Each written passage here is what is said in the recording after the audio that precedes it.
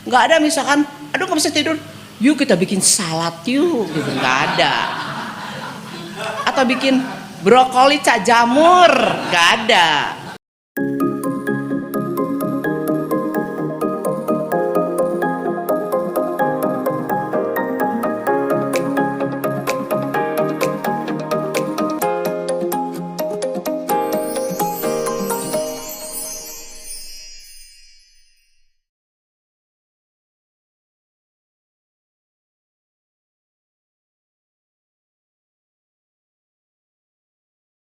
Sekarang ini penyakit orang nggak bisa tidur itu tambah banyak.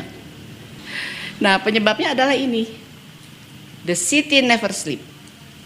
Jadi sejak the city never sleep, kita berhubungan dengan siapa aja di dunia ini, bahkan the world never sleep ya, sejak ada apa?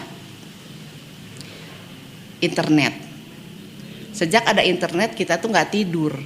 Jadi malam masih kontakan sama orang-orang di belahan dunia mana yang dia sedang tidak tidur. Akhirnya kita kebiasaan. Sekarang penting gak sih tidur? Penting ya. Manusia harus mentaati circadian rhythm seperti halnya binatang, tumbuhan, dan alam ini. Jadi kita gak bisa melawan, tidur itu penting. Cuman kenapa gak bisa? Nah ini yang kita pelajari hari ini ya. Jadi binatang, tumbuh-tumbuhan, alam semesta semuanya punya circadian rhythm, punya ritme, punya siklus. Tanaman itu tidur loh. Tidur loh, jam sekian dia tidur, ada jamnya. Daunnya biasanya agak nguncup. Kemudian di situ juga dia tumbuh. Kayak padi katanya, dia keluar bulir itu kapan? Siang apa malam? Ternyata malam. Karena malam dia numbuh. Seperti kita juga hormon growth hormone, human growth hormone, hormon pertumbuhan kita keluarnya malam.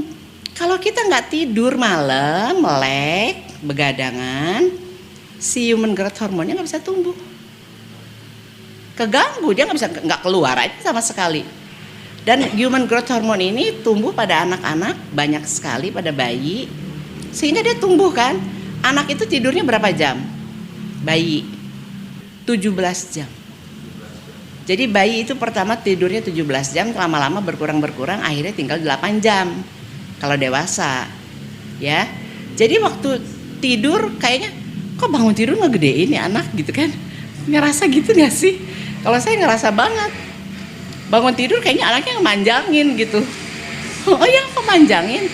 Ternyata betul, dia memanjang pada saat dia numbuh semua-muanya pada saat tidur. Karena tidurnya banyak sekali ya, 17 jam. Nah, jadi semua pohon semua tumbuh kan, tumbuhnya kapan? Ya malam. Karena ada circadian rhythm yang memang harus dimiliki oleh kita.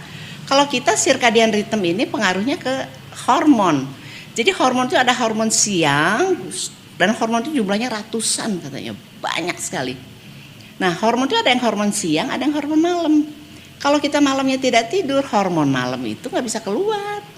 Padahal itu hormon-hormon yang semua sama pentingnya, siang maupun malam ya. Oke, maju lagi. Nah, hormon siang dan hormon malam menjadi kacau bila waktu tidur kacau. Inilah awal mula kesehatan terganggu. Karena hormon-hormon kita kacau, kita nggak bisa bekerja maksimal. Kenapa? Karena pada waktu malam tidak keluar hormonnya. Nah, kedokteran timur menyarankan tidur sesuai waktunya untuk proses detoksifikasi. Karena apa? Tubuh ini, organ ini butuh detoksifikasi. Detoksifikasi itu mulainya jam berapa? Jam 11 malam. Jadi sebisa-bisa jam 11 malam itu kita udah tidur pulas. Kalau benar-benar sulit tidur, masuk rumah sehat. Tidak di hari pertama. Jadi kalau kita kesulitan tidur, masuk ke rumah sehat. Namanya aja udah rumah sehat. Jadi nanti akan diperbaiki itunya ya, sistem tidurnya. Nah ini yang paling penting, detoksifikasi. Kalau kita nggak tidur yang bahaya itu detoksifikasi ini. Kalau sampai kita tidak detoks berarti badan kita penuh racun. Racun itu tersimpan di badan karena dia dibersihkannya jam 1 malam itu. Kolesterolnya tinggi karena kolesterol itu hanya 20% dari makanan. 80% dari detoksifikasi liver. Jadi kolesterol kita tinggi terus karena tidak detox. Bahaya betul itu ya. Karena 80% kemampuan liver menghasilkan kolesterol ya. Oke, lanjut. Saat kurang tidur, fisik menjadi lemah, mental emosional menjadi lebih mudah marah, mudah takut, dan yang paling bahaya selera makan kacau. Hormon-hormonnya kacau. Dan stres itu sangat bahaya. Dan kita menjadi itu, amigdala katanya yang kena itu ya. Sehingga kita mental emosionalnya kacau. Dan yang paling bahaya lagi, kita menjadi lapar. Tengah malam itu lapar, kalau yang lapar ya. Tapi umumnya lapar katanya. Lapar dan kita makan impulsif selera makannya. Yaitu kita makan makanan-makanan yang highly processed, rendah gizi, highly processed, kemudian yang comfort food. Makanan-makanan nggak ada misalkan, aduh nggak bisa tidur, yuk kita bikin salad yuk, gitu nggak ada. Atau bikin brokoli cak jamur, nggak ada. Nyarinya, nah martabak, nasi goreng, semua nyarinya yang manis-manis. Pokoknya kalau kita nggak bisa tidur, pasti kita nyarinya kayak gituan. Gak ada yang nyari yang makanan sehat tuh, nggak ada. Apalagi highly processed food. Orang makan kok masih takut juga, aneh katanya. Kan ini sterilnya sangat steril karena dimasak sampai 1000 derajat apa berapa derajat gitu. Jadi udah nggak ada bakterinya. Betul, bakterinya nggak ada. Tapi mineralnya mati semua, vitamin mati semua, enzim mati semua. Terus mau dicernanya pakai apa itu makanan? Itu makanan yang sangat sulit dicerna. Sehingga untuk mencerna, kenapa orang makan hati-hati ya, orang makan banyak yang sakit kanker. Karena untuk mengolah satu porsi, apalagi 2 porsi ya, itu kita harus menguras enzim yang ada di badan kita sehingga badan kita kehilangan enzim. Kekurangan enzim yang sangat berbahaya. Kita harus tiap hari makan enzim. Enzim dari mana? Dari sayur dan buah. Enzim juga pintar, nyarinya yang vegetarian, yang sehat, ya. Nah, menurut penelitian, amigdala ini adalah fear center yang akan terpengaruh dan menjadi kacau bila kurang tidur. Katanya menurut kedokteran, ini adalah fear center sehingga kalau ini terkena, kita jadi kacau balau, gampang takut, termasuk takut lapar, akhirnya makan yang enggak, makan yang comfort food itu ya, itu bahaya banget. Oke, nah saat begadang pola makan menjadi kacau dan mencari makanan dan minuman yang tidak sehat seperti tadi ya, sehingga keesokan harinya tidak bisa bekerja keras, tidak ada tenaga untuk olahraga, akhirnya obesitas. Nah, jadi kita ini senangnya mager. Mager ini dari sini karena malamnya kita nggak benar tidurnya, kemudian makan yang enggak yang tidak bergizi semua, akhirnya besoknya mager, tambah kacau. Itu bahayanya ya. Oke, mana yang harus diperbaiki? Nah, ini menurut seorang konsultan, mana yang harus diperbaiki? Pola makan dulu, pola hidup dulu, atau pola tidur dulu?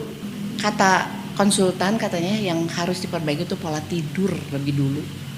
Karena kalau pola tidur kita belum benar, susah katanya yang lain tuh tarik-menarik terus. Nah di situ saya merubah pola hidup saya, terutama pola tidur. Karena saya melek malam. Bukan karena pengen kerja malam, bukan. Tapi nggak bisa tidur. Kata dia gini, sekarang jam 7 lampu-lampu udah dikurangi lampunya, terutama lampu kamar. Itu satu.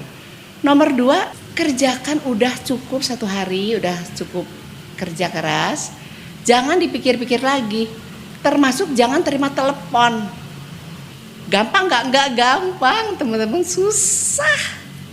Tapi bisa tanpa obat ya sama sekali. Jadi mulai turunkan seluruhnya pola hidupnya itu. Jangan segala dikerjain sampai nggak kelar-kelar, akhirnya malam melek. Nah, kalau misalkan nggak bisa tidur, tetap tenang. Apakah tidur 8 jam adalah suatu keharusan ataukah sebuah mitos? Ternyata mitos. Jadi nggak harus orang tuh tidur 8 jam, justru karena itu katanya kita jadi nggak bisa tidur. Kepikiran mulu, aduh saya nggak tidur. Jadi akhirnya bener-bener nggak bisa tidur.